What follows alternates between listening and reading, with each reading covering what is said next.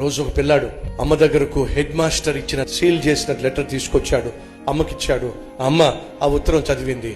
వీడేమో అమ్మకు head master ఏ ఉత్తరం రాశాడు అని చెప్పి చూస్తూ ఉన్నాడు. చదివిన తర్వాత, అమ్మా మా హెడ్ మాస్టర్ ఉత్తరం రాసి నీకు ఇచ్చారు కదా, ఏమని రాశారు? ఏం లేదురా, నువ్వు చాలా తెలివైన వాడువట, నీకున్న తెలివికి నీకున్న జ్ఞానానికి అమ్మ మీ పిల్లాడికి మేము చదువు చెప్పలేము, వాడుకున్న జ్ఞానం చాలా గొప్పది, ఇంటి దగ్గర నువ్వే పెట్టుకుని నువ్వే నీ బిడ్డను చదివించి గొప్పోడిని చెయ్యమ్మా అని చెప్పి నాకు సలహా ఇచ్చారా.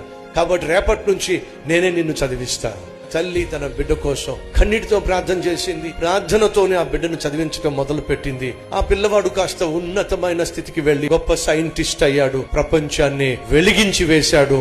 ఈ రోజు మన కళ్ళ ముందు బల్బు ఉందంటే అది అతని పుణ్యమే. అతని పేరే థామస్ ఆల్వా ఎడిసన్. అతనేనండి బల్బును కనుగొంది. తన లైబ్రరీలో చాలా పుస్తకాలు ఉన్నాయి. ఒకరోజు ఒక పుస్తకం తీసుకుని చదువుతూ ఉంటే అందులో హెడ్ మాస్టర్ రాసిచ్చినటువంటి ఆ లెటర్ కనిపించింది. అరే నేను చిన్నప్పుడు మా హెడ్ మాస్టర్ రాసిచ్చిన లెటర్ కదా అని చెప్పి ఆ లెటర్ తెరిచి చూస్తే దాంట్లో హెడ్ మాస్టర్ రాసిన మాటలు ఈ విధంగా ఉన్నాయి. అమ్మా, నీ కొడుకు చదువు సంధ్యలు లేనటువంటి ఒట్టి దద్దమ్మ, మొద్దు, వీడికి చదువు చెప్పడం దండగా, నువ్వు స్కూల్కు పంపించడం దండగా. పంపించద్దమ్మా, మా టీచర్స్ ఎవరు కూడా వాడికి చదువు చెప్పడానికి ఇంట్రెస్ట్ చూపించట్లా, స్కూల్కి పంపించొద్దు, టైం వేస్ట్, చదువు సంధ్య లేని దద్దమ్మ అని చెప్పి స్కూల్ హెడ్ మాస్టర్ పంపించేస్తే ఆ దద్దమ్మను తీసుకొచ్చి ఆ తల్లి దేవునికి అప్పగించిందండి.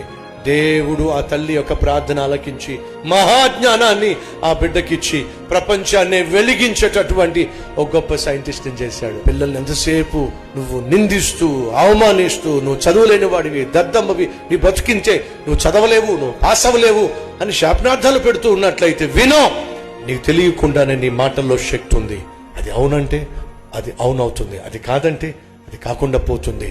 అమ్మా నాన్న, బిడ్డల్ని శపించు మాకు. వాళ్ళు చదువులో వెనకబడినా, ఒకవేళ నువ్వు ఆశించినటువంటి ప్రతిఫలం వాళ్ళు కనపరచలేకపోయినా వారిని పొద్దస్తమాను నిందించే ప్రయత్నం చేయొద్దు.